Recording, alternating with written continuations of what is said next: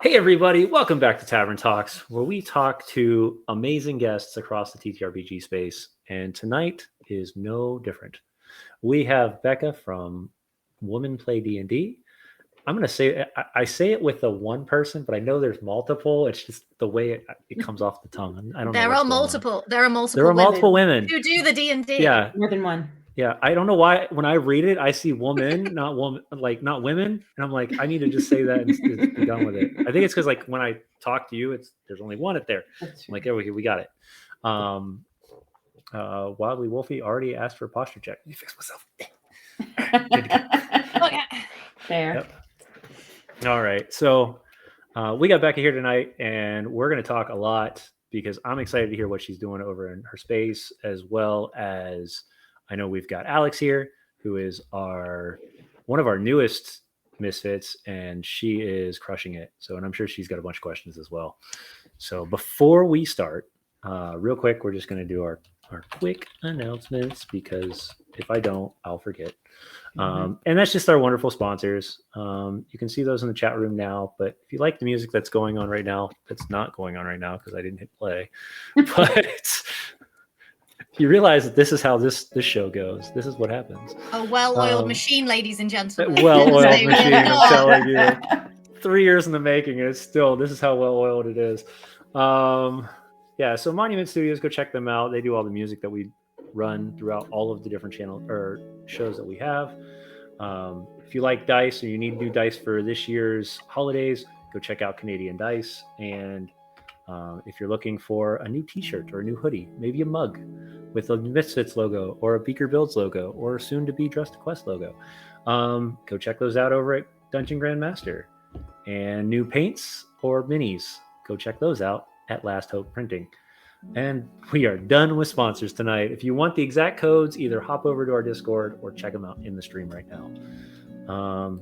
All right, so real quick, tell us what Women Play D&D is all about. Thanks. That's a great question. Hi, everybody. I'm Becca. My pronouns are she, her.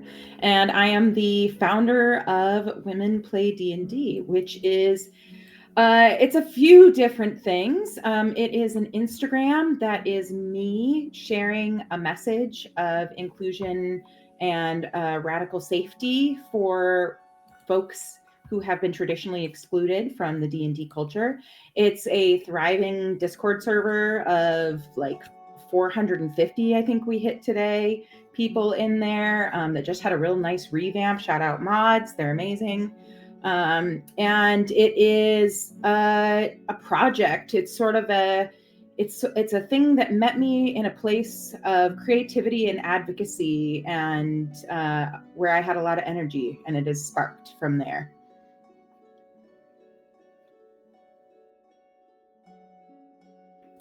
There we go. Well-oiled machine. That's awesome. Well-oiled machine. Trying to adjust the sound at the same time as you muted yourself, because otherwise you hear all the nice little tappy tips. I'm not doing that tonight. That's awesome. And 400 people is a big deal in a Discord channel, especially active. Shout out to mods, because mods are needed. Yeah. Shout out to teammates and mods and all that. Awesome. Well, we'll start out. For those that have never been to the channel before, the way this works is we start out with 3 questions just to kind of get everybody warmed up and comfortable. And then we just dive down rabbit holes for an hour, because that's really all this is.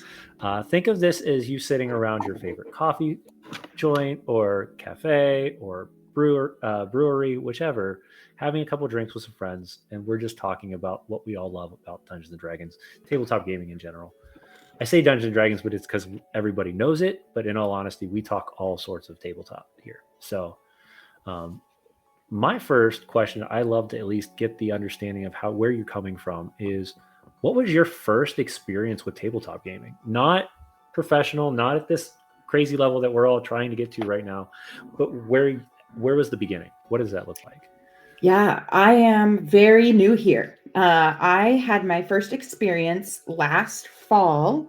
Yeah. Like 2024 November.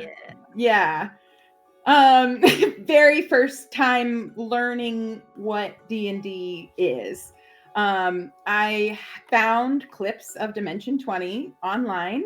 The Eras tour was ending, which left a big hole in my content consumption every weekend because I was watching live streams of people's grainy phone footage of Taylor Swift just like down there. And I needed a new parasocial relationship that was going to be active, to be frank. And so I started watching Dimension 20 Fantasy High, and it met me in a place of intense grief in my personal life. And the Intrepid Heroes were, oh gosh, they were welcoming, they were safe, they were inclusive, they were diverse, they were hilarious. And I had a moment where I was like, if this is what D&D is, like I'm in, like count me in. And I texted a friend and I was like, we should play D&D. And she's the kind of friend that's always like, hell yeah. And she was like, hell yeah. And I was like, hell yeah. And so I texted my friend who has played D&D for like 20 years. And I was like, hey, I'm going to play D&D. And she was like, I need to come to your session 0. You are not going to play it. That's so hard. And I was like, well, how hard could it be? Boys do it. So we set up a session 0 with her and my other friend and a couple of spouses. And I was miserable because I was going to be DM. I was like, I'm born for this. I want to be in charge. I want to make up the whole story. I bought a starter kit. And in my dining room, I made soup. I lit candles. And I hated it. I was just sitting there for hours. I don't know why they're making all of these decisions. My friend who's here to help us was incredible. We were so glad she was here. But there's a difference between someone who has played a game and someone who can teach you to play a game. And so we had one more session after that before that table completely fell apart. And so then at that second session, I was complaining about how hard this was and how there was so much we didn't understand and so much I couldn't pick up from the books because I had been trying to research. But the ADHD, like trying to read a textbook for a community-based game, it just wasn't there. And I was sitting with my girlfriends and I was like, God, this is so hard. Someone should do something to make this easier. And one of them was like, you could write a book to make it easier. And I was like, I could. And then I was like, I could. And then I made it her whole personality. And then we're here. Wow. Yeah. That's correct. Yeah.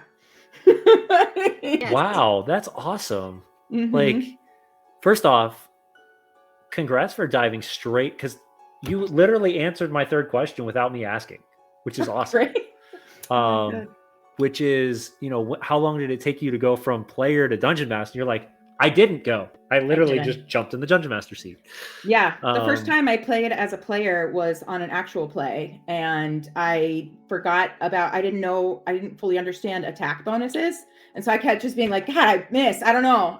She's supposed to be a sniper, but she's not that good. And then in the third round of combat, I remembered that attack bonuses existed. It's actually something that's needed. Yeah. That's odd. That's crazy. Yeah. Oh my goodness. The questions I have now, just because of like the amount of experience that you've gained over less than 2 years to go from being never touched this game to a game master to writing a book to running a Discord. Like, I thought my ADHD was bad. Like, I need your superpower here. I could use 3 more of you, and I would literally run the world. Like, the key is to have a time of desire for advocacy and a time of desire for creativity meet you at a place where you're like, hey, there's a really big fucking injustice here, and I could do something about that. And that's what I saw. I saw that there was a need for a voice, and I was like, I don't know. I could be that voice. My therapist was like, you could be that voice. And I was like, you think? And they were like, yeah. And I was like, all right, I'll try. Awesome. Yeah. How did you learn? Just starting off by going, I tried to learn this game, reading the player's handbook gave me so much anxiety within 30 seconds of you saying it, because that seems like a nightmare. Mm-hmm. I had to learn by listening. I think, what was the first thing I listened to? It was the Not Another D&D podcast. It was NADPod with Emily and Murph from Dimension 20. And then YouTube said one day, hey, you've been watching a lot of this. would you like to watch this show called Fantasy High? And I was like, yes, YouTube, thank you. I would like to watch that. And that's how I learned to play, because the book is scary. The book is scary. Sorry to interrupt. The book is terrifying, and I have a lot of beef with the book. And so what I started doing was I started with this idea, this shouldn't be so hard. And the thing that I clicked in right away was people should be playing from the second you sit down at the table. The game should start before instruction. How do I do that? So then I took my player's handbook and I started reading through it and crossing out sections and writing lines and saying, no, not this here. This should go here. And I started researching for how to play books, because before I was going to write my book, I was like, well, somebody's done this. Like, it's a game. There's a book that you can pick up and then you can sit with your friends and then you'll learn how to play. And there's not. And I also searched for books about women in D&D specifically, and there's not. There's a book that Shelley Mazzanoble wrote in, sorry. Oh, you're good. Well-oiled machine. Hey, that's what we all are here. This is the only book written for women by women that I've found. And it's dated. It's from 2005, and it's very much like a product of its time. And she's written a book since that I'm looking forward to reading, but it's not specifically for women. And so I was like, so the way that I'm going to learn this is by teaching it to other people. And when that first table fell apart, I rounded up my kid and my nephew and my sister, and I was like, hey, we're getting together on Wednesday nights now, and we're going to do D&D. And we just like started, and her fiance had played before. So he came into his first session, he sat down and he's like, what are we doing? We got Forgotten Realms. And I was like, what? And he was like, where are we? And I was like, we're in fantasy land. That's an elf. And that's Gargarian the Barbarian. He's a wizard, obviously.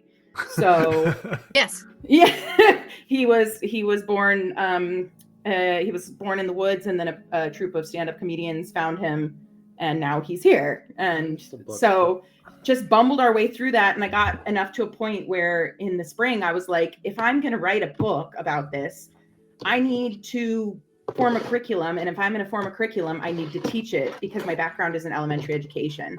And so I know how to write a curriculum, and I know how to make it beginner friendly.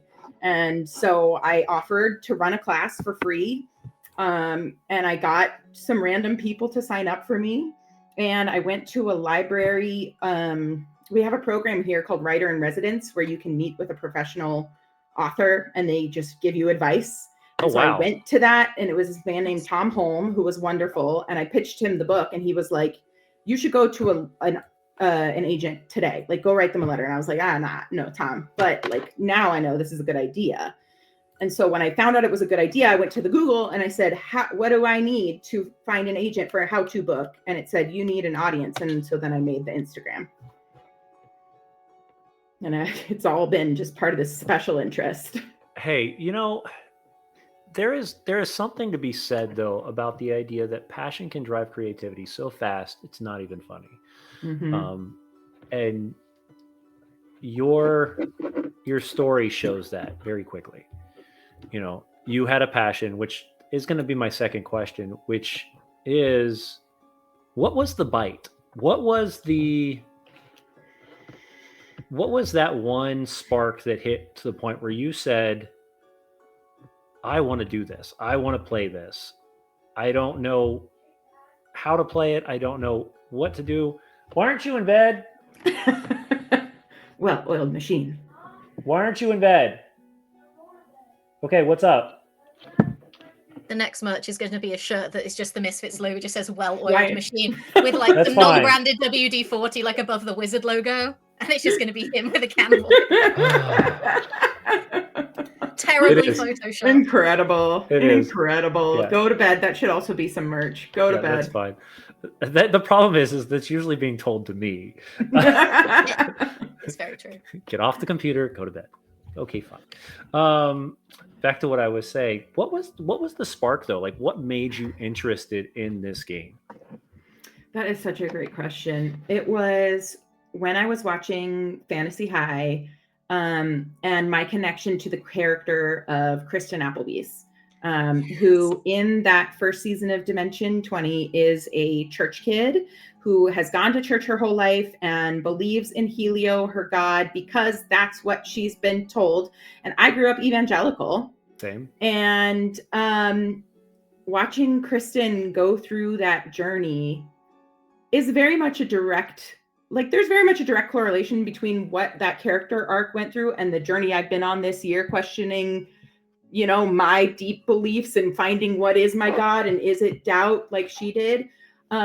And so finding that character and then also developing my first queer crush on Allie Beardsley, I was like, yeah, I want to be Kristen Applebee's. I want to do that. I love that. And that's interesting that those are the things that caught your attention. You know, a lot of people will say, you know, it was the artwork or it was the stories. You're like, no, it was the fact that I was in a place in my life and this resonated with me better than anything I had ever seen. Yeah. And I wanted the community that she got to do that they got to do that in with their friends, and that the character got to do that with as well. And I was also hearing from so many folks in the political climate that what we need more than ever is community. And we need to build in-person communities, and we need to build deep community, and we need to use these communities to restore and to deliver justice. And I was like, role play, like that's what we do. That's the direct thing. The power of playtime as an adult, I have learned, can never be understated. Because, you know, my family are like, oh, are you going to go play your Dungeons and Dragons? Did you win? I'm like, that's kind of how the game works, but sure. But I hate that answer or that question. Did you win? It's because listen, shout out to my don't mum Jackie. understand She literally doesn't know, and that's chill. She's very It's supportive. True. We love you, She's Jackie. very supportive. We love Shout out, Jackie. Thanks for sharing my clip, Jackie. Yes. She gets D&D things too, but I think that when you get older, and look, if anyone younger is watching, we're millennials here, man, okay? If you're younger and you're watching, things get sadder and things do get worse. They just but get never harder. underestimate, they get harder.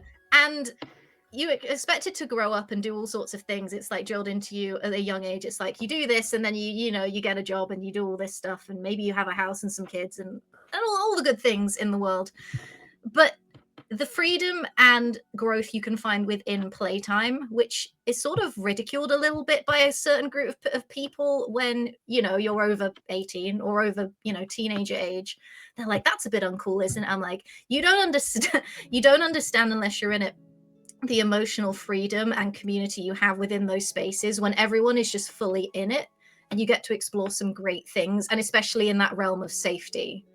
Because I think people discover a lot about themselves through characters in D&D, and especially sort of in, like you were saying, unsafe climates, or people that have never played the game or that have had bad experiences with games such as D&D in the past can hopefully see how that's grown and how those voices are the minority, and actually that's not what people are trying to express in a healthy way during these scenarios, which I feel is something you were drawn to. And also I started watching in 2020, which we all know was a great year.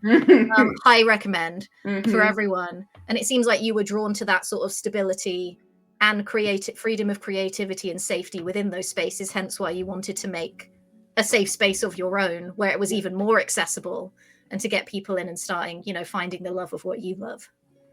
I just had my second session for my very first ongoing campaign last weekend, and the DM, watching them spin the world, I just had a moment where I was like, this was it. This was why I made this my whole personality, was so that I could show up to a table like this and I could be pretend and I could process this and be seen and be valued. And yeah, the play has been so wonderful.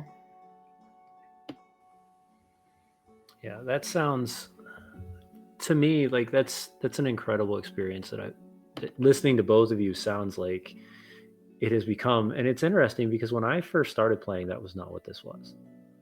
You know, I mean, I've been playing, goodness gracious, for those that are listening, yeah, I've been playing for a long time.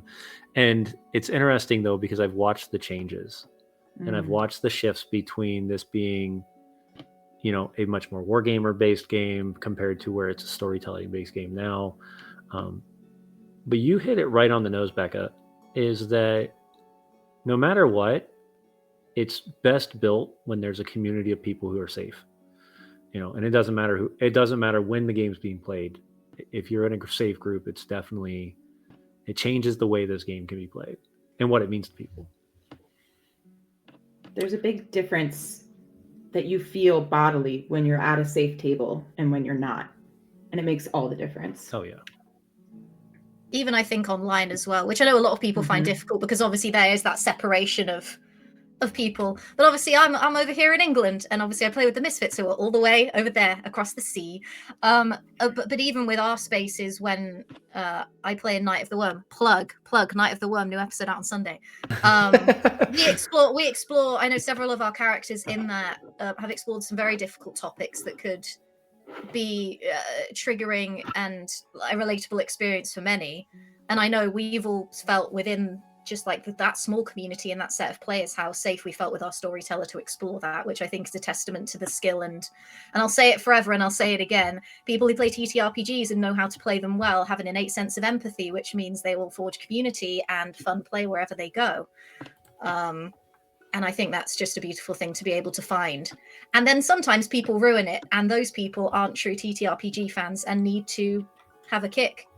And a swift kick. A swift kick to the shin or a part that hurts, yes.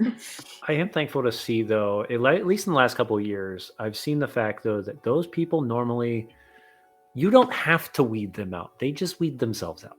And they tell on themselves. They tell on themselves immediately. And then they never go away. Or then, and not they never go. Then they go away. They usually disappear. At least that's been my experience. I'm curious your experience. I have made tables at places that are not traditionally gaming spaces. So I do still have some discomfort when I go to traditional gaming spaces. This year, I'm new to it. So I've been in game stores to buy manuals. I've been in to buy other stuff. And then I attended 3 cons local to Tucson over the summer and fall. And there was more than one time when I felt uncomfortable because of how a man was talking to me. And that was not true at the games that I created. Yeah. Well, I order my books online now, and I'm not going to those cons again. Oh, definitely. Almost, do you know what's frustrating? I mean, as a woman, it's innately frustrating anyway. But it's frustrating that is such a boring thing that still happens, is that people still act that way. And I'm like, man, this game came out like 40 years ago and you're still acting this way. You need to get a grip. And it's not aggressive so much as it is just vibes. It's like going into the game store and saying, I'm going to buy this book. And at the register, they say, are you sure that's the one you want? That's the new 2024 edition. You could, that's different than the 2014. And I'm wearing my DnD shirt. And I'm on my way to teach my D&D class with my D20 earrings in. And I'm like, yes, I am. Thank you. And it's going to the con. And after my panel, a man came up to me and he said, if you need table space at any of the local shops, let me know. And I was like, I don't recommend local shops to any of my players because they're not comfortable for most of my friends and people that I play with. And he's like, oh yeah, there's so many horror stories. And I'm like, man, then why did you offer it? Why are you offering to give me table space? Also, I don't need table space. I host my games at a local, we call it the VFW for queers. It's like a members coffee shop / third space that anybody can come in and use, and they offer workshops and community resources. And that's awesome. I run my games there because they have a code of conduct that's just designed to keep people me and my players safe. There you go. And I love that you have a place for that, because a lot of people don't have those things around them, and we need more of those. We do. Yeah. A lot of cafes, I know it might be different in America, but a lot of cafes around my town, which is even small, they've opened up like, hey, do you want to have a board game night here? You can book our like snug room that's upstairs and all things like that. And I'm very lucky that luckily my local gaming store, I never felt any bad vibes, at least with and my group was sort of all male presenting people, including my best friend, so he was there too, but very good vibes with every table I've played. I feel like I've dodged a bullet because I've heard some bad things from people, and I've gotten exceptionally lucky with the tables I've played at both in person and online, that I've never had that. And hearing some stories from other people, I'm like, I think I might have committed a crime if that had happened to me. And for anyone out there who's had that experience, I'm really sorry. And that's not how it should be. And they should not be allowed in gaming spaces, period. Also, just a bad business model to turn away people who are going to spend money. Oh my gosh. I'm waiting for my dream game store experience. I went on vacation to a game store in California, and it was when I was first starting. So I was like trying to be brave, and I was like, I'm going to go in there. And if there's someone that works there that's not a man, I'm going to talk to them and I'm going to tell them who I am. And so I went in and I found a non-binary person working the register, and I started asking them questions about like, you know, what's the population of people that come in? And the man, and I'm like, who do women come in? Do women work here? And the manager pipes up and he's like, well, I can't get women who know gaming and know retail. So it's just, there's just not a market for it. And I was just like, bro, it's 2025. And that was in California. So, you know, it's, unfortunately, I hear that a lot of people do have great local game stores, and there's still a lot that are bad. Mm-hmm. It's kind of and I live in a very progressive city, and they are bad. Yeah. I mean, I will tell you, just because of the amount of time and energy of what, you know, this takes up, I haven't ran in a local game store in years. Yeah. But, you know, we do family game nights here. We have a local comedy club that we do game nights there. We do an entire convention that's all surrounded by tabletop. Shout out to Dragon Fair. Sam came down. And it was, and I'll tell you, I've had more fun doing those than I have at most conventions. Yeah. So, but yeah, the best time. Yeah, it was great. So next year, if you need a convention that you need to feel safe, come down here, come hang out with us at Dragon Fair. Okay. It is down here in Norfolk, Virginia. It's the Neon District. Very open and safe, no matter. That's so cool. So it's a lot of fun. Yeah. So I do want to shout out, in case this ever goes on the internet, RingCon, I'm not talking about you. Mari, I'm not talking about you. Okay. Mari, we're not talking about you. RingCon, Mari, you run an amazing women's space at RingCon, and we're so grateful for you. Shout out, Mari. Also, if they are online, send us a link and we'll put it somewhere. Yeah, send us a link. Yeah, we'll put it somewhere. If you drop that in our group, I can swing that over to the chat room. Okay. I would say you could post it, but my bot is gonna freak out immediately and be like, somebody's posting in your chat. I'm like, I don't care. Put it on Twitch, YouTube, Instagram, wherever I'm pointing, where the text is, where my box is on the screen. It's somewhere around there. Yeah. No, you're good. So we're waiting on that. While we're waiting on that, what has changed then from your first experience to then the experience with your kids or your nephew, your friend? What did that game look like differently? That game was so just free to be beginners.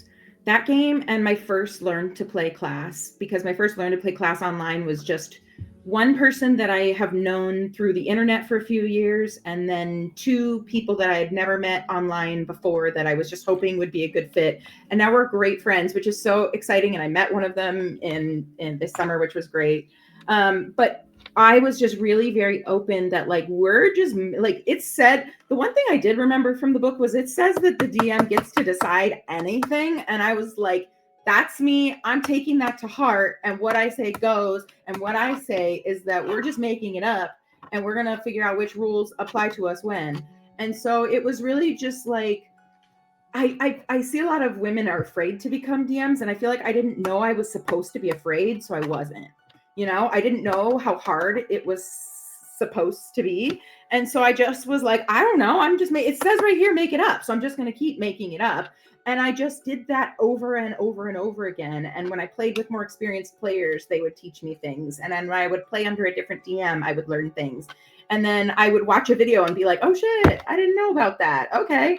And, just consuming. So, and then I would start watching Dimension 20 again and be like, okay, what rules are they using? How do I know? And picking up the mechanics from some of the things they were doing. And it was really that beginner's lens. I dove in and I reminded myself, I'm new here. And my beginner's lens is what's giving me this new view on learning to play.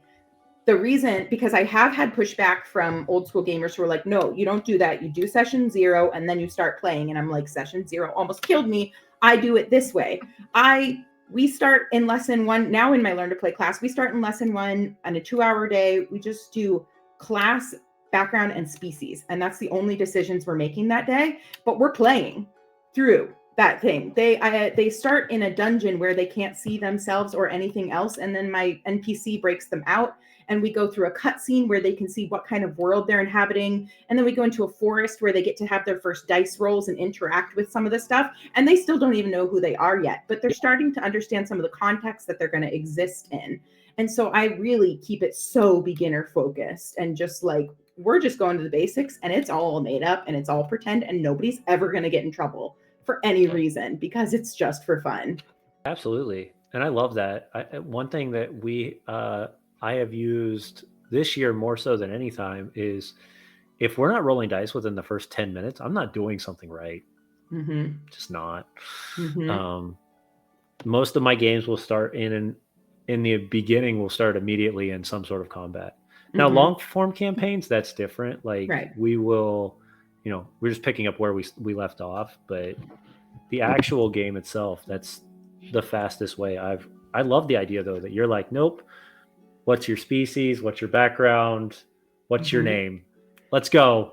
And I'm teaching those things as we go because I'm showing them like, here are some of these people in this world. And then I kind of pull out of that and we go above table and I say, here are why these choices matter. Here's what they're going to affect going forward in the future. Here's ways you may have seen them already impacting the world.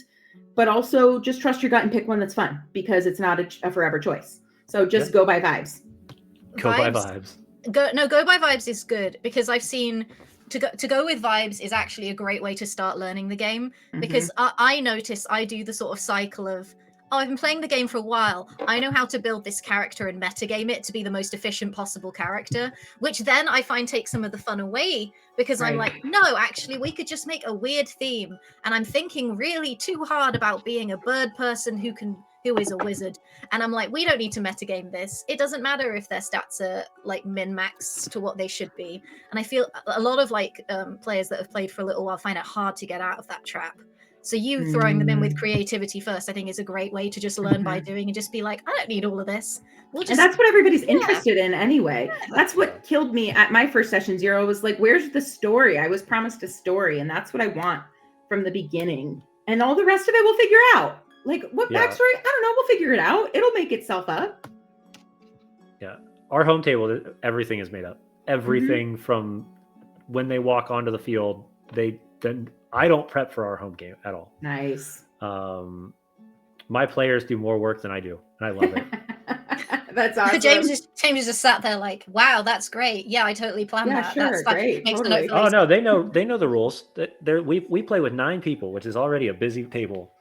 And it's 3 kids. Wow. It's 3 kids, and Sam has been experienced at my table as I will roll a 8-sided die and I'll go 1, 2, 3, 4, 5, 6, 7, 8.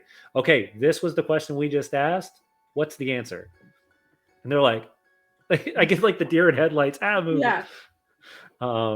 Like put Sam on a spot at the end of our session with when she was here, and I was like, you mentioned that there was this thing you were looking for, and she's like, yeah, I did. I was like, she's like, you can figure it out later. I said, no, what was it? She goes, what do you mean?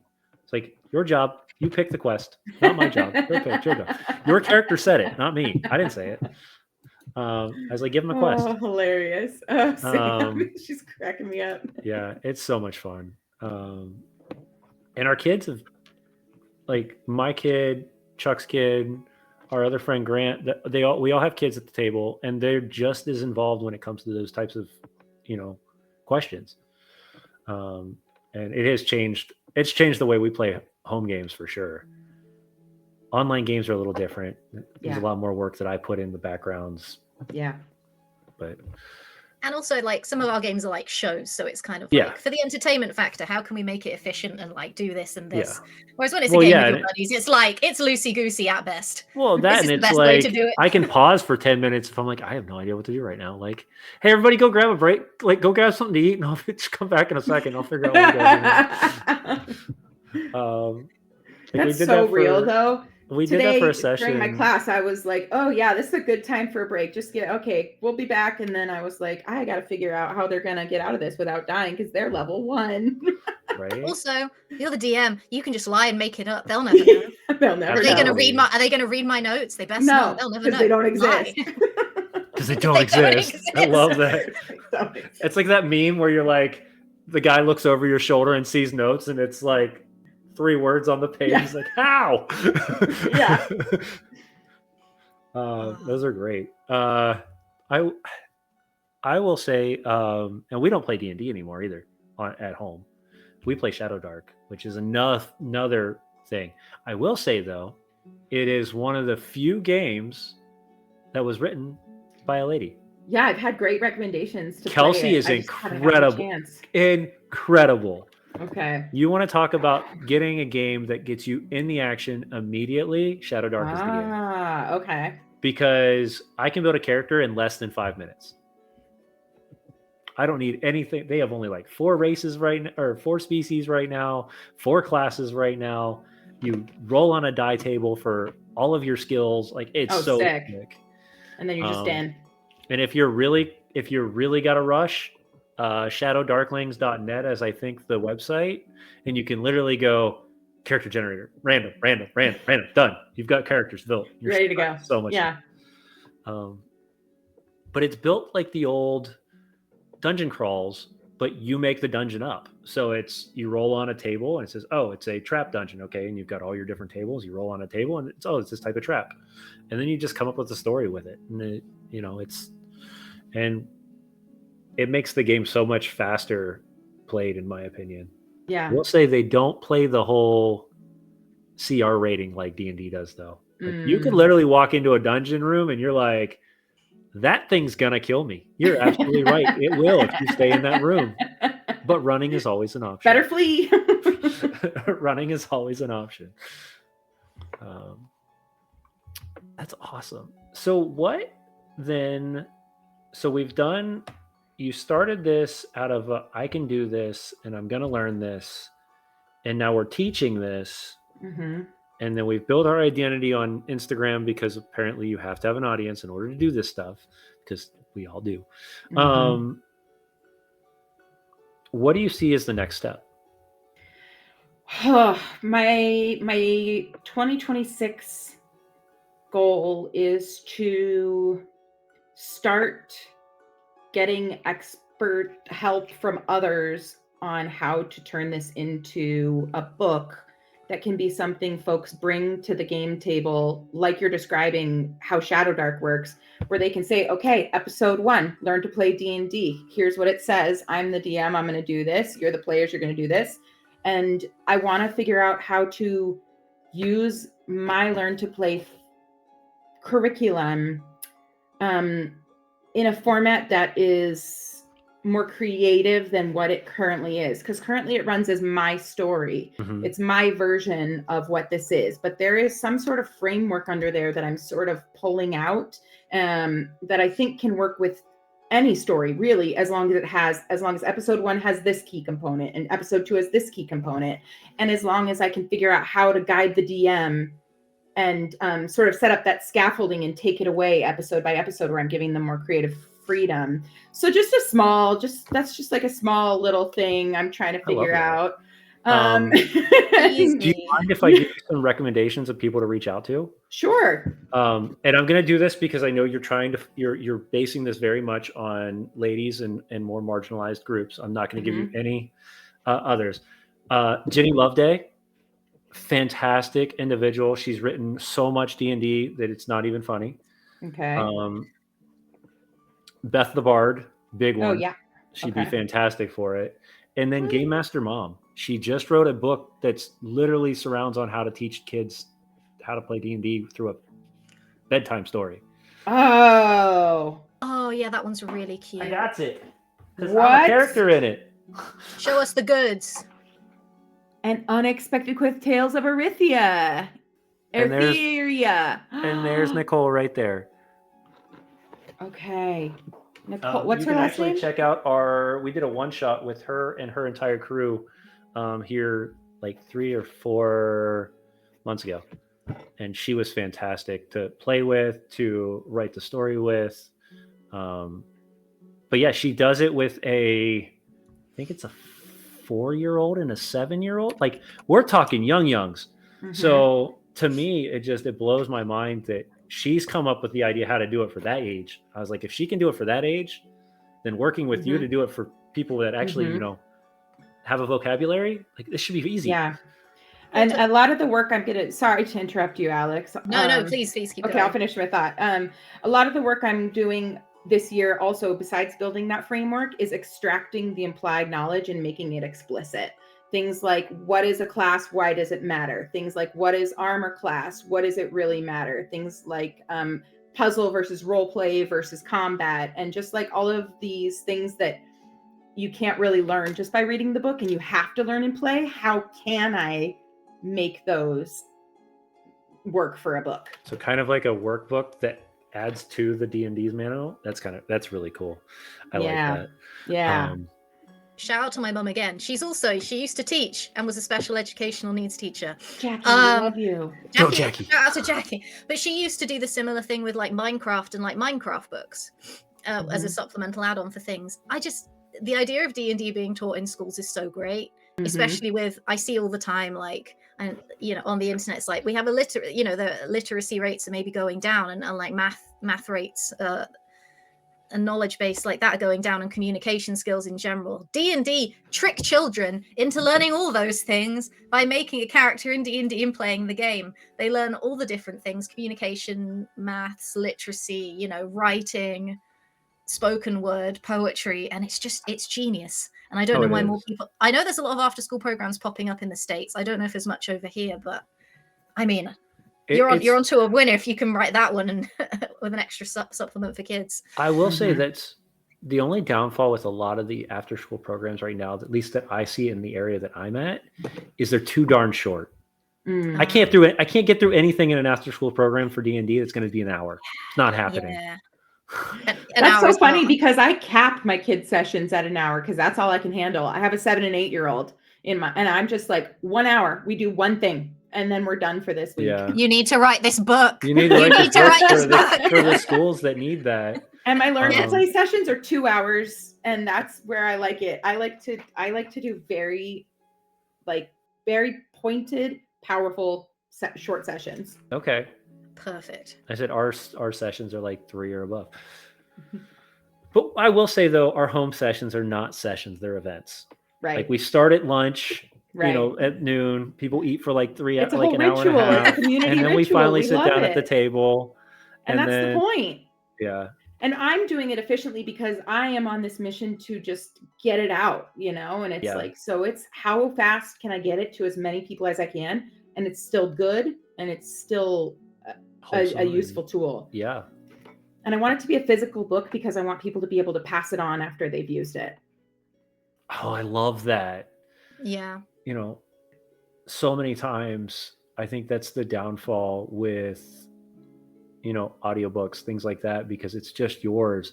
I still remember this day being like, hey man, I just got this really cool book and it's awesome. Here, you read it. Like it just, you don't even think about it. Like, you've always got your books that you've paid way too much money for, and they sit on the shelf and they collect dust, and you read them once every couple of years because otherwise, why did you buy it in the first place? But other books that you've got writing in it, or it's got all books are starting to fall apart, and you're like, here, you read that one. Like it's had its time. I love finding thrift store old Dungeon Master guides. they're so funny to watch what was written in them.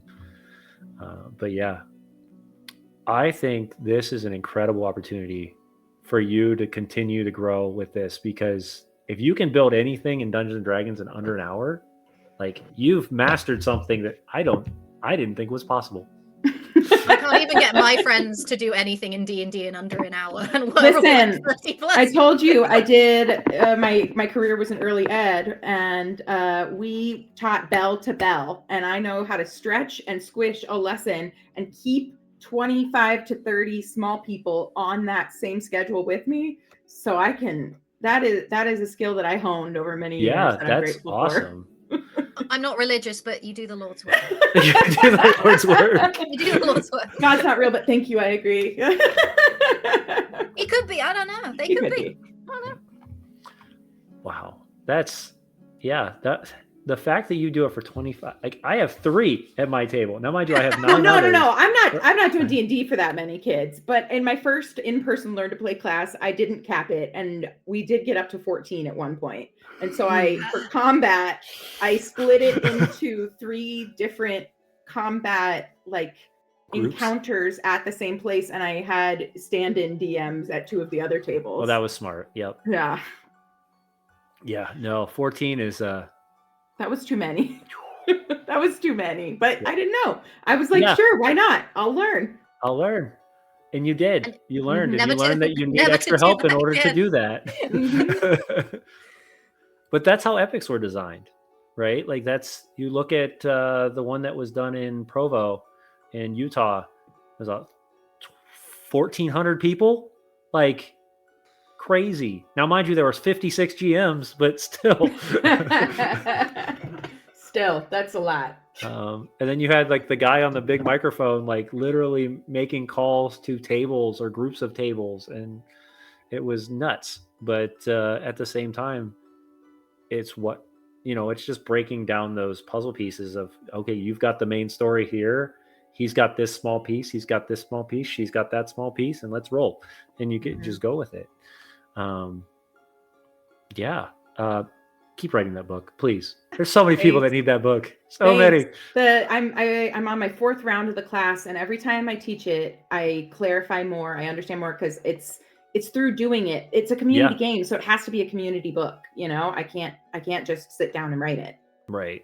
Yep. I mean, they even have a youth table at D&D in a castle now, where I've been a couple of times too, which is nice. I mean, it's like a parent that has to come with their That's child. so So cool. it's very cool. I think Chris Haitley ran the one I was last at, and they had a great time. I think B. Dave Walters has done one too.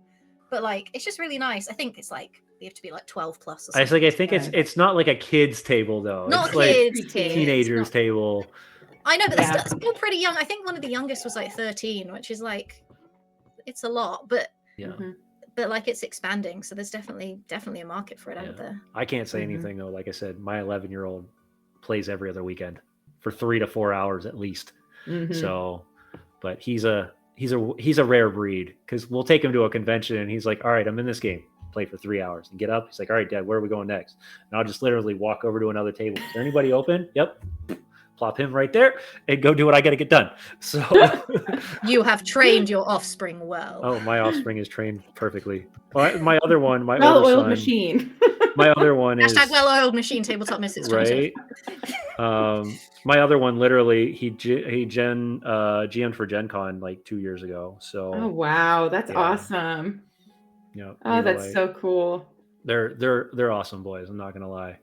I didn't get the luxury of having a girl, so I just got to train boys right. That's all. So Mhm. Big responsibility to raise a white man, so I'm glad you take it seriously. it is Mm-hmm. big responsibility to raise any kid, True. and people need to realize that sometimes. Very But- true. Different story for a different show. This could go Join us over on Patreon, where we devolve into yeah, Or where the trauma. full Into chaos personal comes drama, out. yes. Yeah, there you go. You want all the questions asked. That's The where you trauma go to drama Patreon. Yeah.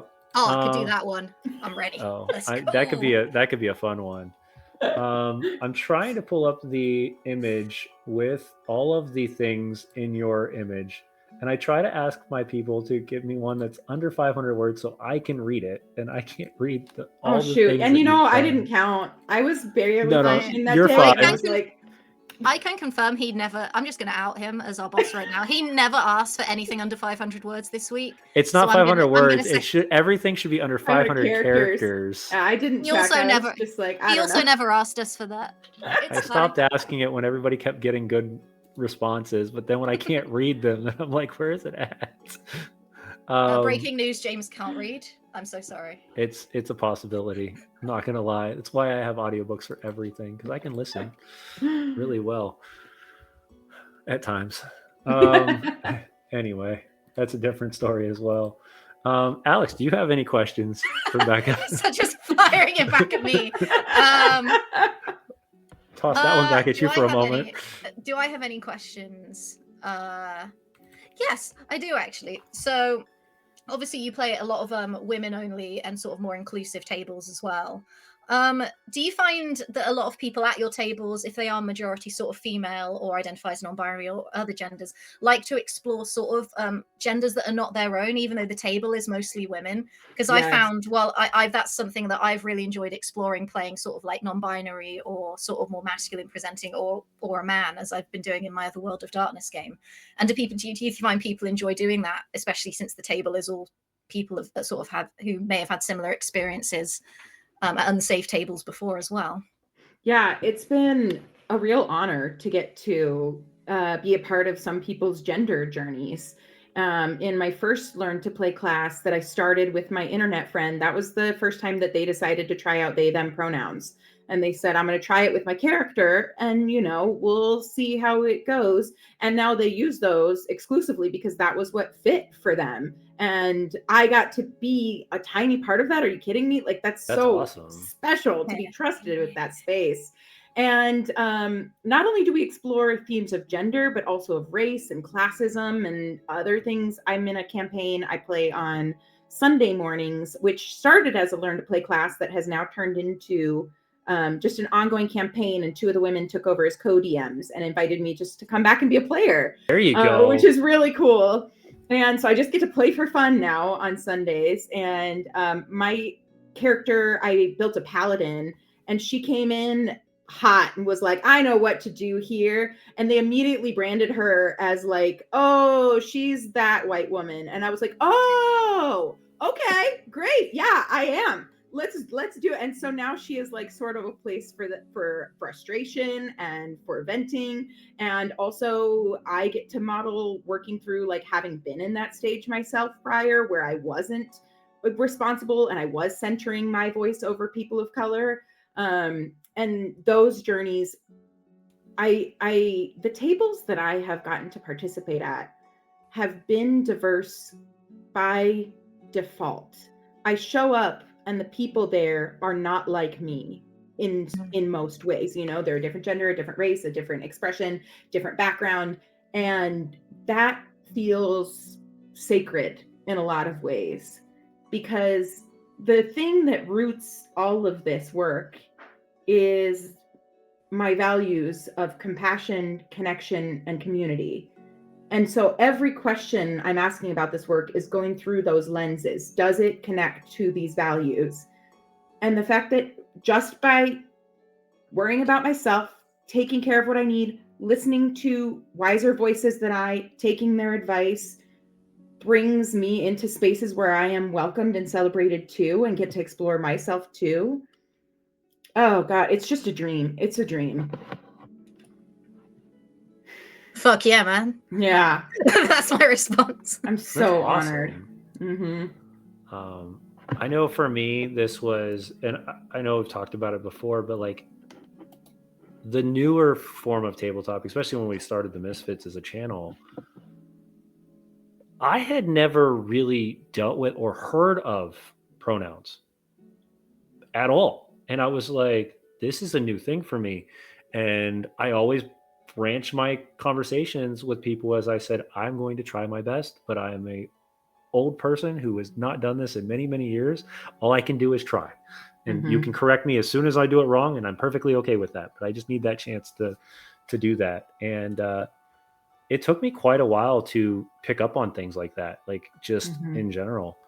I've had to do some of that as well. When I started at Celestia, the name Women Play D&D was a red flag for some trans folks, because it's like, women, are you a TERF or what's your... And so the shop owner came to me. TERF is... No, that's okay. It's a trans exclusive radical feminist. The most famous example being J.K. Rowling, where you believe that women are only women. You have to have a vagina, for example. You have to have a certain gender presentation to be a woman, but you still call yourself a feminist, which is not, that's contradictory. Got it. Yep. And so trans people are always on the lookout for that. And the term woman can be used as a weapon against them. And so they came to me and said, you need to be louder about this now. And I was like, oh, okay, great. Thank you. I didn't know that, and I'm so glad I do. And I immediately went to my social media and made a post about how I used an inclusive definition of women, and this space is centered on women but welcomes all, and that's still pinned on all of my social media. And that's because of the work that the queer community was willing to do to teach me, directly at their own vulnerability in a lot of ways. Yeah. No, that's huge. Like I said, and the fact that we're getting to that point where it's no longer being offensive, it's helping people improve and get better. I think says a lot to a lot of different communities. I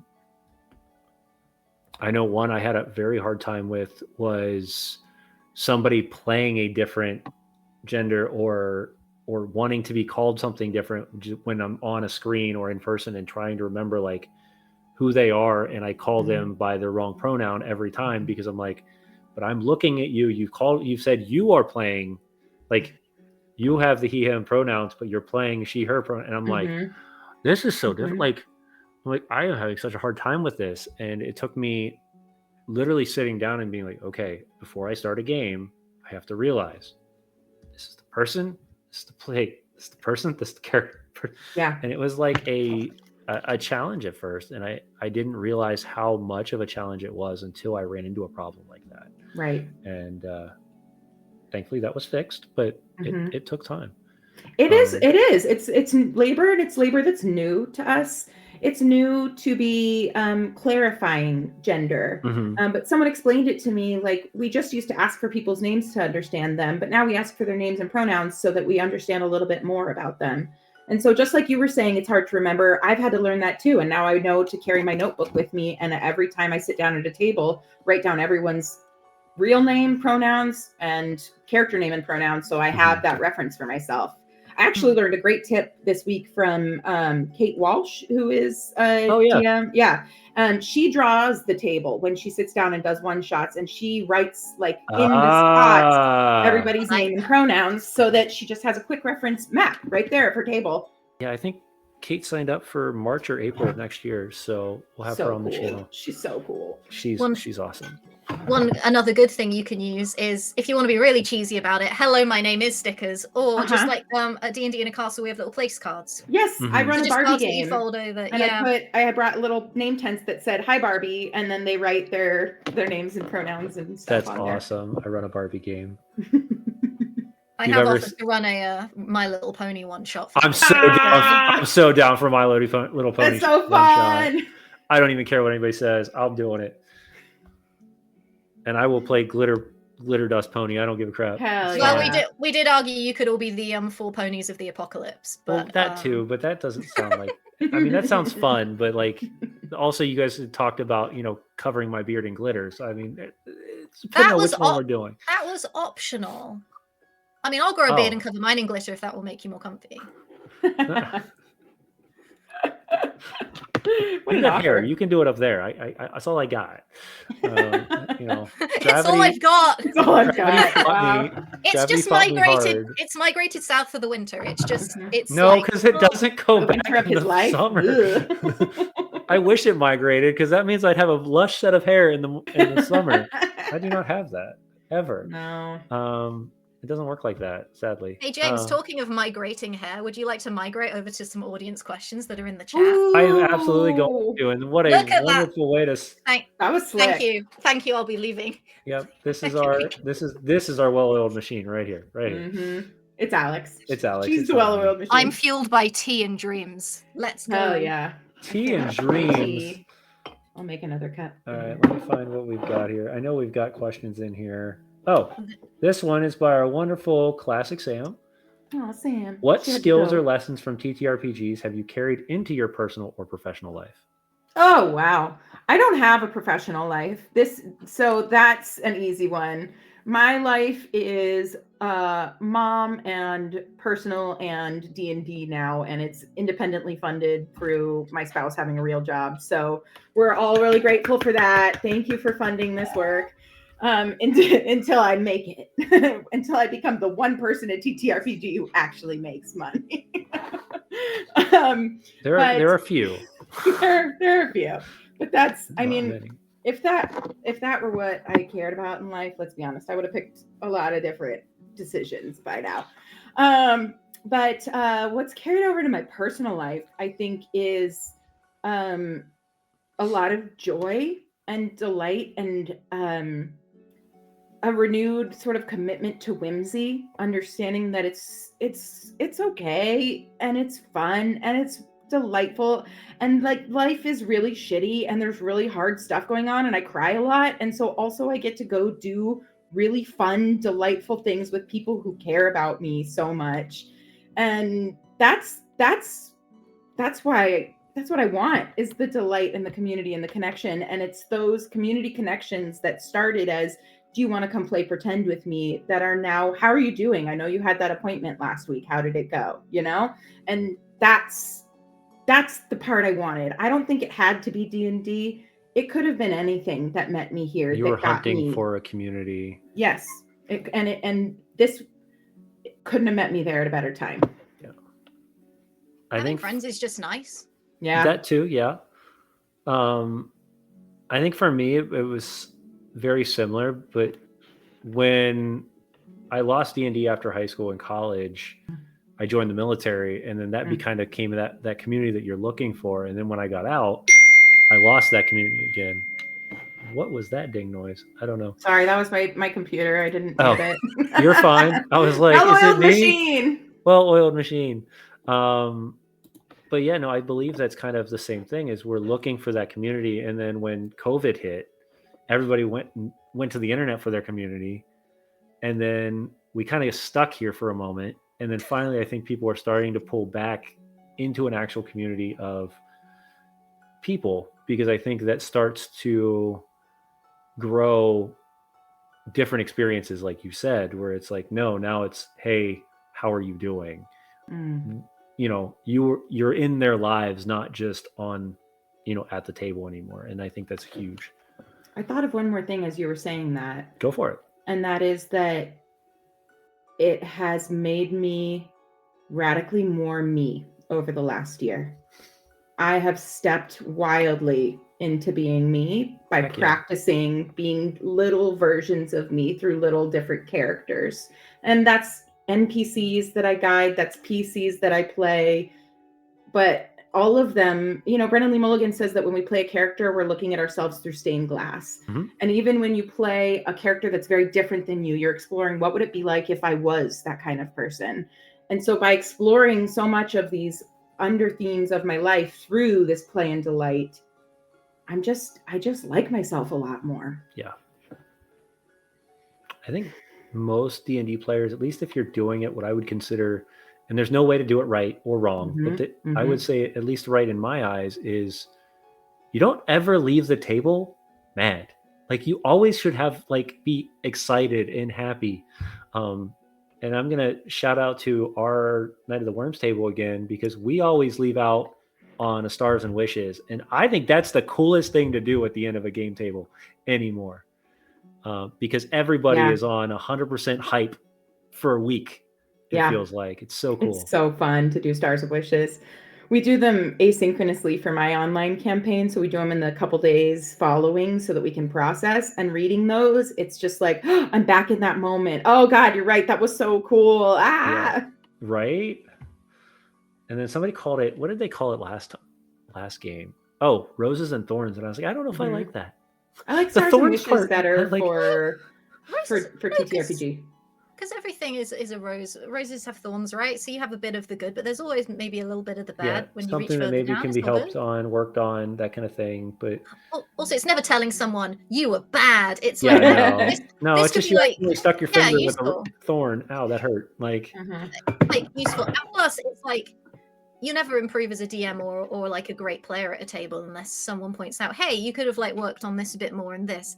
But it's like you were saying with the pronouns. It's the intention as to how something is delivered. So like I've definitely one of my friends transitioned to gender neutral in one of my in-person games I was doing, and I got their pronouns wrong several times. I was like, I'm so sorry, and they were like, but I can tell you're trying. It's not like you're purposefully being an asshole. Like you're so you can always tell if someone approaches you in a TTRPG setting if they're gonna cause a problem or they're just doing it for I've never been upset by someone using they them pronouns for me. It doesn't, because it's the intent behind for most of it. That's why we have to make these things explicit, is so that our intent will be respected. But if it's coming with compassion, that's what the base is. Absolutely. And if you're not doing it with compassion, please seek therapy. Thank you. Yeah, go somewhere else, please. And seek therapy on top of that. Seek therapy. And it's seek great. therapy. Let's add to that, because therapy is not a bad thing. Therapy's a lot of people take it very negatively, and therapy can be huge. And you play a D&D game, and sometimes you go, oh, my emotional response was larger to that than I thought, and this will be interesting to talk about in my therapy session tomorrow. Yep. Or worse, you go, oh, that hit a lot harder than I thought, and I don't have a therapy session, so maybe I need to find one. maybe we get that. Classic Sam with another wonderful question. Is there a TTRPG you are dying to play? Yes! I want to play Thirsty Sword Lesbians, and I cannot I've never played it yet. I want to fucking play, and I'm really scared because I don't want to flirt. But that's like a really big part of the game, and I feel nervous. So I want to find a table where I feel ready to go, but it just hasn't happened yet. At Tabletop Misfits, we advocate for flirting platonically with your friends within the boundaries. Consistently. We do consistently all of the time. I have definitely been called daddy way too many times on stream. I'm like, this is not only on stream. This was the new one for us this year. Is I have been called that on stage in front of a live audience, and I was so good, so good. What's happening? But you are legitimately a father, and also every time you play a character in a game, it's like, oh, I'm the wolf pack leader who has a daughter. So it's like, it's Wolf Daddy, it's Icewind Daddy, it's legitimate daddy in real life. And then if you want to get spicy, it's Pappy. Like you can Pappy. I also want to play more one-page RPGs because I ran Goat Crasher for like when we were on vacation with another family, and that was so fun, and it was so easy with so many different ability levels. It's the premise is that you are goats trying to break into a party, and so the teenagers that we were visiting were watching all of the Stranger Things series in anticipation of it coming out. And so I set it as an 80s house party. And when they got up to the attic, they discovered that it was the Upside Down, and they had to like figure it out. And the 11-year-old was like, my goal is to get wasted and talk to girls. And the goat just got so wasted and didn't talk to girls and passed out on the lawn. It was like one of my favorite. It's one of my DM highlights for sure. There you go. A lot of those like 1-2 page role play games are so much fun. Honey Heist is another good one. I know I've got there's one Sam keeps talking about. It's not actually a 2-pager anymore. It was originally like a 2 or 3 pager.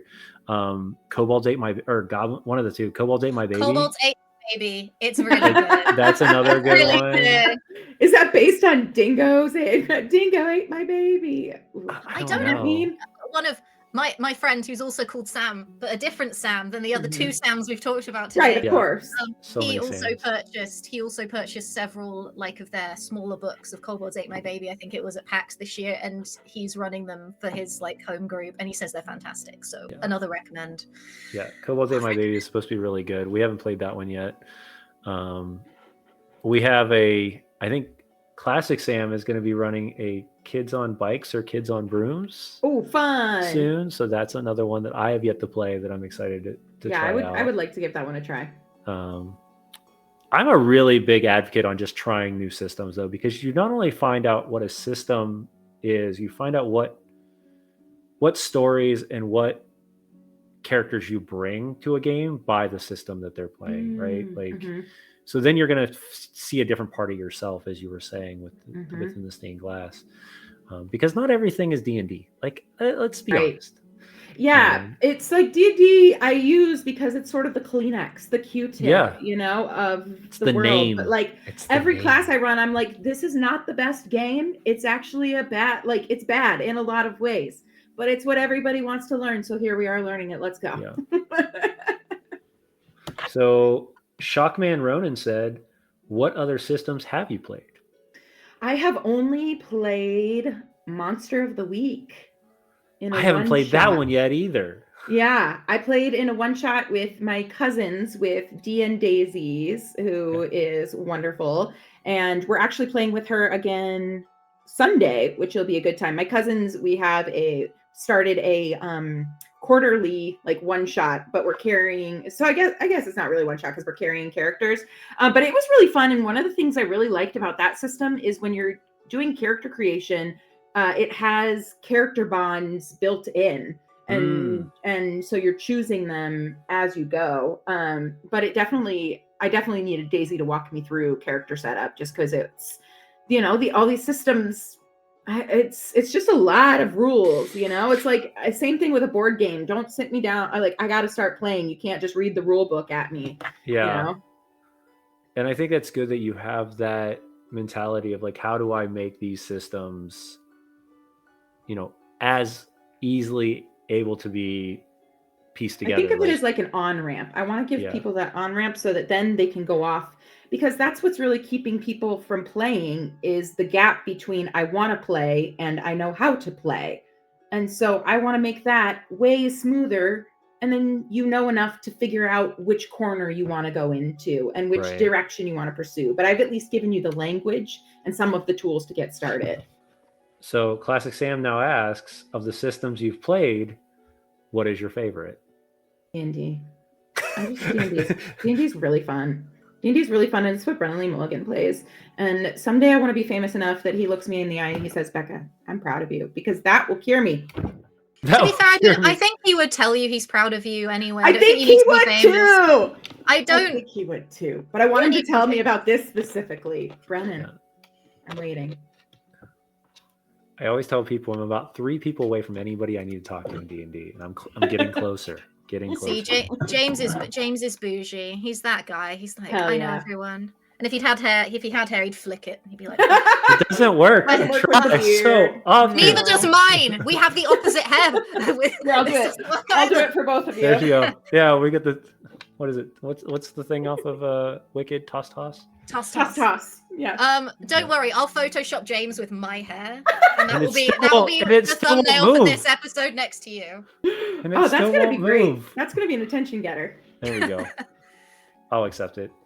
All right. So, does anybody else have any questions? Because the chat room has been active, but not so many questions.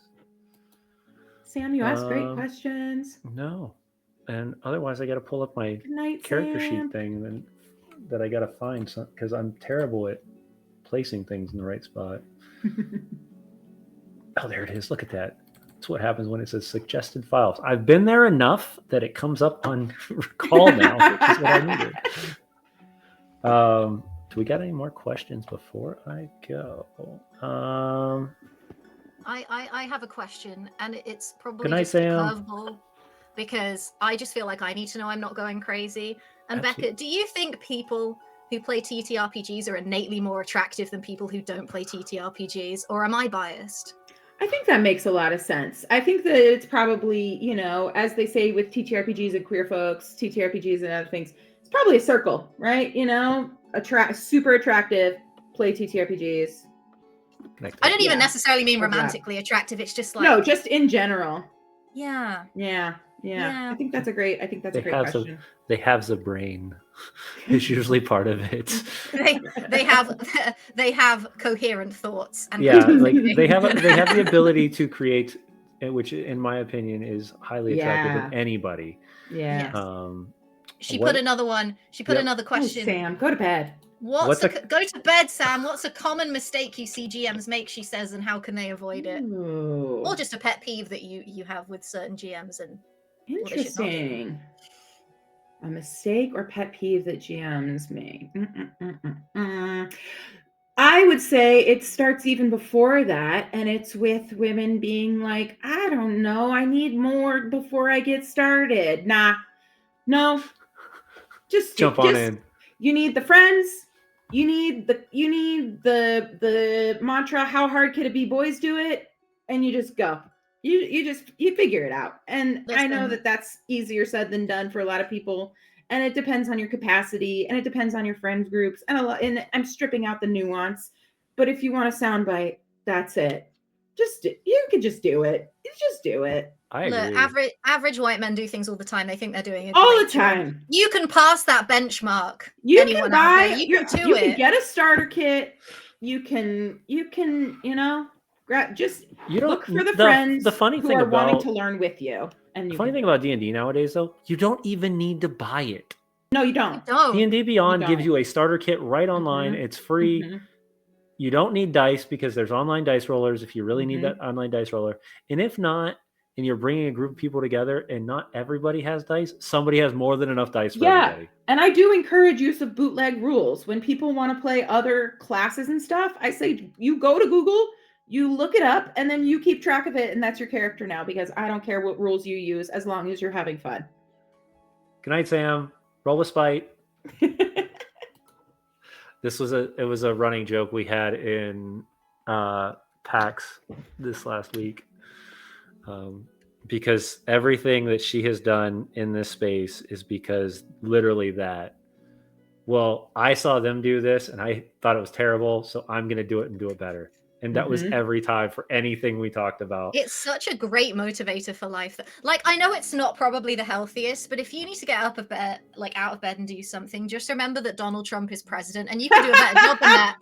And let me put it this way: you can outlive him. Don't let yourself not outlive him. I will that's outlive true. him. That's fine. That's true.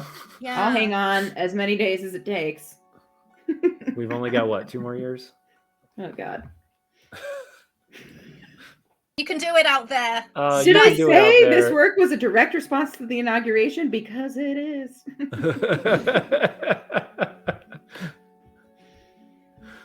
All right. So on that, and we have no more questions. Do you have, let me ask you this. Do you have a D20 next to you? In my hand? Look at you go. My Crystal Maggie Liquid Core Zelda die. Yeah. There we go. I was going to say, can you do the influencer shot where you do, the hand? I have to practice, Normally you have to do the hand so that it kills the background, but that's the only reason you do the hand, Alex. No, but it's part of the vibe. It's part of the vibe. Yeah. Okay. I will roll. All right, roll it. Ooh, that's a nat 1. Oh, those ones are fun. Okay, great. We end the stream right now. Oh, no. Yeah. Good night. That's the nat 1. Good night. Click. I should do that from now on. I don't know, because there are a lot of people that roll nat 1s on my channel, and I'm like, is this me? Is it my fault? Yes. I make you roll your dice though, so that way it's not me getting blamed for it. As a DM, have you ever made a ruling in a game that you later regretted, and were there consequences? Yeah, my first in-person learn to play class, I didn't know what a min-maxer was, and I didn't know what homebrew class and species was. So I let one of the players, who was a wonderful gal, but very much in her, it was a very dark character. She was in her early 20s, and the character was like Ooh. drank blood, and you know, and I was like, oh shit, that's but honestly, it ended up being fine because I just let her like go crazy during combat. She was like, and I have another one, and I was like, great, hit it. I don't know, and I'm gonna use my hook shot. Okay, cool, like all right. And so I couldn't pronounce her species or I don't remember what the class was. And so after that, I was like, we're going to stick to the classes that are established, and In we're the going to book. stick to the races that are established, just for my ease of teaching, so that I start to know what it is. Smart. And I got a lot of, I posted on Threads about it because I was like, I don't know what a min-maxer is. Should I be worried? And I got a lot of comments that were like, oh no, things are about to go bad for you. And it ended up that I just got curious about why she was. And it was because she really wanted to show off those combat skills. She wanted to roll the dice and hit and smash. And so I gave her chances to do that. And it worked. It worked out. Also, just because you're a min-max, just because you're a min-maxer, it doesn't mean you're bad by any means. No, it's just like that's the way you built the character. Yeah. It's and still she really was very creative. mindful. She was very mindful of the rest of the table, and she pointed out to me once that she knew she was overpowered, and so she was trying to manage that with the table, which was cool. Yeah, my downfall with homebrew, the only issue I have with it is that there is no like unless you've literally balanced it out with. Yeah. Some of them are very. Mm-hmm. But for people who are playing just to have fun, go crazy. Go wild, yeah. Also, if it's about communication too, like if you talk to the GM or the rest of the table, it can be fine. Like for a game I've just done with my home group that I play with a lot, my friend Con. Shout out to my friend Con. He played a druid, and he made a whole new circle for the campaign called Circle of the Apocalypse, which was incredible. But he discussed that with the DM, and it made sure we got to level 20, so it was ridiculous anyway. But it was making sure that it didn't outshine anybody else, and that it was all balanced within the mechanics. And it was excellent. It turned out fine because he put a lot of effort into it. So I'm that's so cool. Yeah, and if they're willing to do that, and I'm cool with it, I can always nerf it later if I need to. I'm comfortable talking with players and being like, hey, that doesn't work for this table. But that's because we spend so much time reviewing norms. Every session, we're reviewing norms and talking and checking in and doing stars and wishes, like you said. Yeah. Like I said, I think that's the best part about if you have a table that's comfortable and you can let them do the homebrew, they need to also be comfortable about being like, hey, yeah, this homebrew is great and it sounds cool. How about this one skill that seems to be overpowered compared to the rest of the entire table? We bring that down a notch for the next episode so we can actually let everybody play. Yeah. And a good DM will know that stuff. I tried to bring a really overpowered magic weapon to a one-shot, and the DM was like, good try. And I was like, God damn it. I was making a paladin, and she was a cleric. She was a paladin of the Roan Chapel, and she carried a pink pony club, and I wanted it to give her advantage. Yes. I mean, she wore the hot to-go-go boots. Yeah. Shout out to Pink Pony Club, because that was sang on our channel on Monday. Very well, I might add, by Humphrey. Humphrey is very, very musically talented. I will give him that. That clip will be coming out this week, and I think I did a good job editing it. Yay! You definitely did. All right. Since we are not at 10:30 yet, roll me again. Okay, great. Oh, we got a 6 that time. Okay. Since this is something that has definitely it was past your beginning, what was your first actual character? Since you said the first time you got a chance to play was like way longer than just GMing. My first character, I'll say the first character that I'm really connecting with.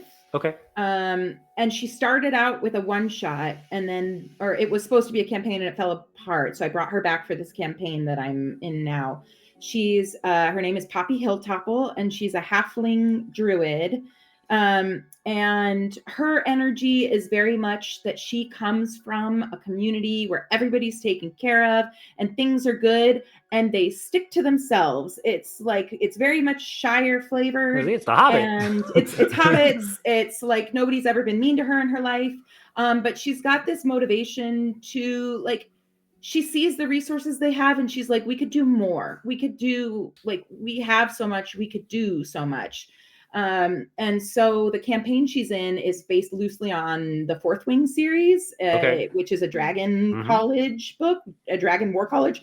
So now my little halfling Poppy is at Dragon War College. And so I flavored her a little differently, and I made her, she's a member of the Honor Guard, which is basically Girl Scouts.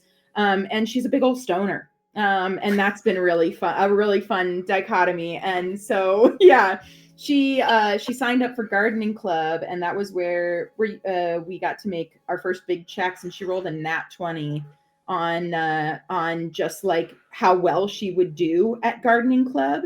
And she got so many friends, and they showed her the secret grow room in the back and invited her in for a smoke sesh.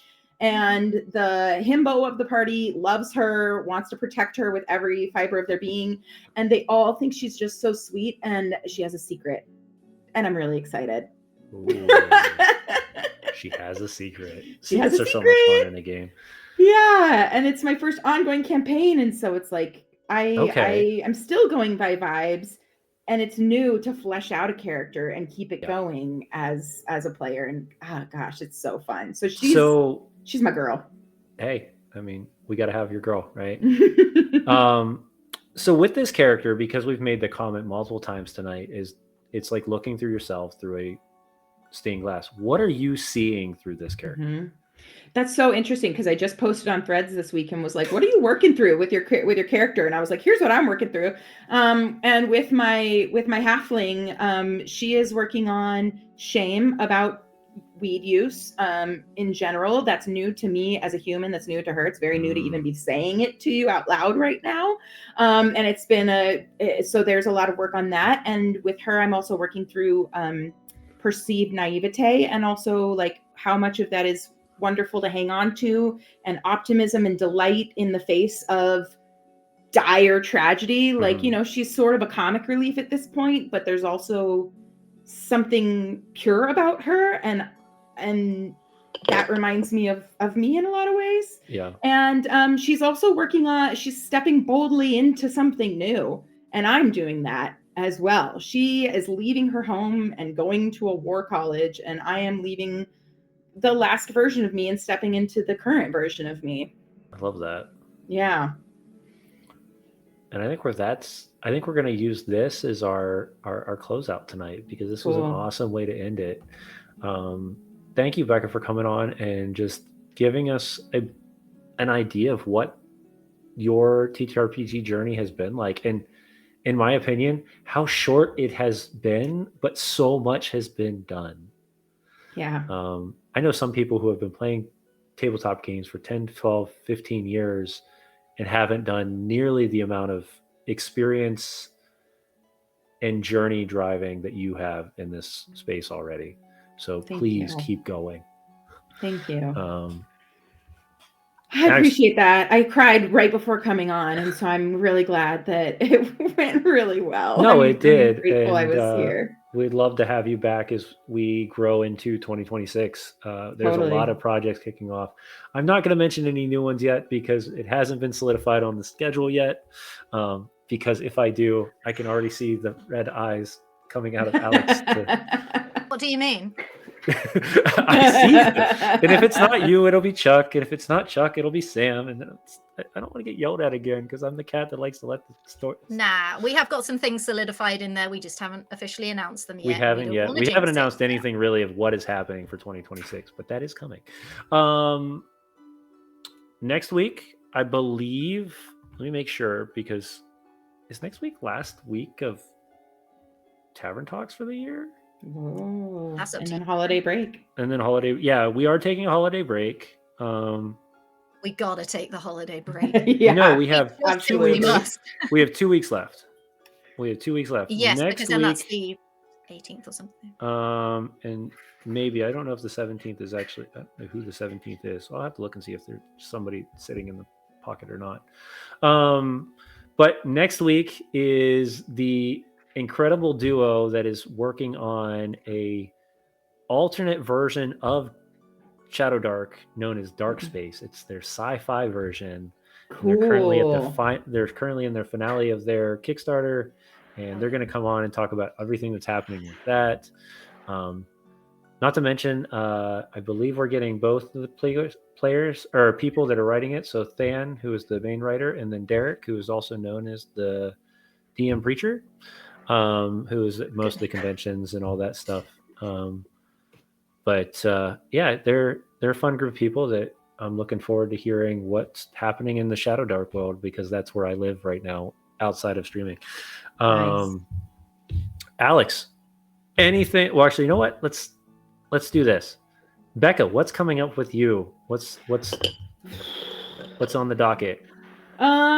And how can Not we a find whole you? lot to plug right now because I'm still in this, growth phase. I'm finishing up a round of Learn to Play on my Discord.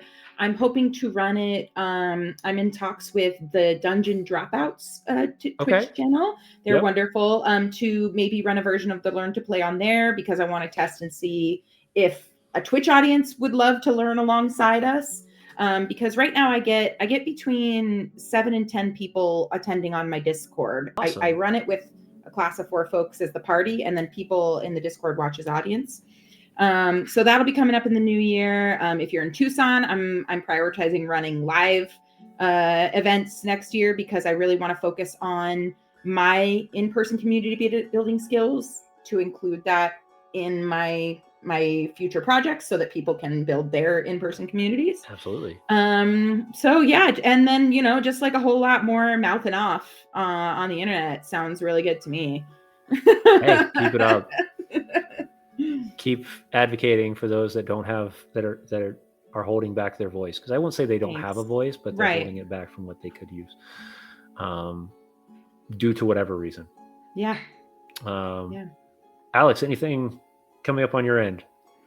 On my end, having a nap. No. On the Misfits end, I think, is Chuck back in the garage for Becca builds tomorrow, James? Is he doing it tomorrow? I believe he's back in the garage, yes. He's back in the garage tomorrow on Twitch at 8:30. Is that 9:30. 9:30 p.m. He's the late one. He's a late. See, I'm thinking earlier because he's a late boy. But he at 9:30 p.m. Chuck will be painting something. Look out on Instagram for what he will be painting tomorrow. So he'll be on there.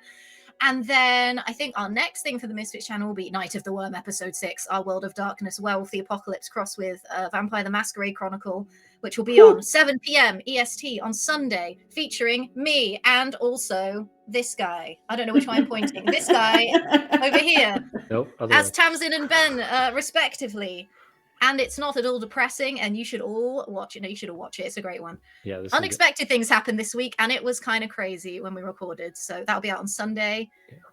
Last episode was dark, but it was good. Are you calling me depressing because it was my vignette, James? No, but the things we touched in it were a little. Just because it's true doesn't mean it doesn't hurt, No, it's a fun time. It's a fun time, and everyone in that cast is fantastic. So look out for that as well. And then I think, what's the official name of the next guest on Tavern Talks next week? It's going to be the Dark Space, the Dark Space team. So that's going to be Than and Derek. At 9 p.m. next Wednesday. At 9 p.m. next Wednesday.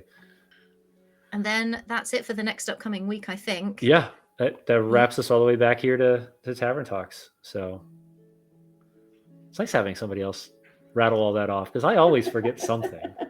Do I have to do the sponsors again too, or are we good? No, we're not going to do the sponsors again, but I appreciate it. Oh, but I have my sponsor reading glasses ready. Oh, maybe next time. But once again, Becca, it was great having you on the show. I'm hoping you enjoyed it. Hoping everybody in the audience got something from it. I know I did. But I get the luxury of getting something from everybody, because we're at 178 episodes, and we're going to close out at 180 this year, which is nuts. So cool. And then James is going to nap for 2 weeks, and then he'll be back with Dress to Quest in the early January. We don't know when Dress to Quest is coming back. We are going to take a small hiatus for all the shows, but I do know that Tavern Talks, I think, is the first show that comes back. So that's where we'll be at. And that'll be. We will be recording some new fun things over the holidays. We are recording some new fun things. January. I've managed to corral them and herd them like cats to record to fund some fun TTRPG things over the holidays. And are we recording those and playing them, or are we going to run those on live? We are recording, and the first one will be out the first week of January. See, she knows more than I do. I hand off things at this point. Alex has it covered. She does. I'm so glad to have Alex. And Help also, me. They're keeping me prisoner. Help me. all right, everybody. There's so much. Thank you for coming to hang out with us. Thank you, Don't forget, Becca. Thanks. raise Have your a good glasses night, high. This is everybody. last call here on Tavern Talks. And we see you guys all next week for another episode. Have a good night. Stick around as we go raid some friends.